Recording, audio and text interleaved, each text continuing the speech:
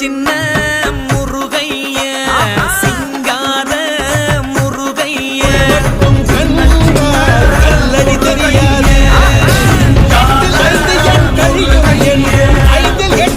தெரியாது தமிழ் பேசும் செந்தமிழ்